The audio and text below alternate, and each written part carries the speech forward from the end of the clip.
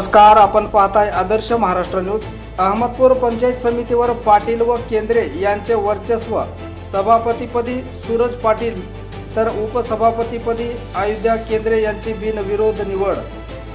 स्थानिक पंचायत समितीच्या सभापती आणि उपसभापती निवडीचा मार्ग अखेर मोकळा झाला असून सोमवारी झालेल्या विशेष बैठकीत सभापतीपदी सूरज बाबासाहेब पाटील तर उपसभापतीपदी अयोध्या अशोक केंद्रे यांची बिनविरोध निवड झाली।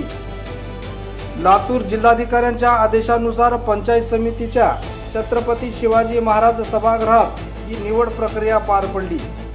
या विशेष सभेसाठी पंचायत समितीच्या एकूण 12 सदस्यांपैकी 10 निर्वाचित सदस्य उपस्थित होते। निवडीच्या प्रक्रियेत सभापती पदासाठी सूरज पाटील आणि उपसभापतीपदी अयोध्या केंद्रे यांचा प्रत्येकी एकच उमेदवारी अर्ज दाखल झाला होता।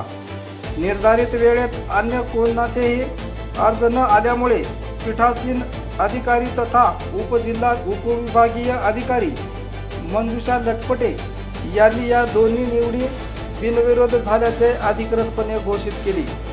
या महत्त्वपूर्ण सभेचे पीठासीन अधिकारी म्हणून उपविभागीय अधिकारी मंजुषा लटपटे यांनी जबाबदारी सांभाळली, तर सचिव म्हणून गटविकास अधिकारी पंकज शेळके यांनी कामकाज पाहिले।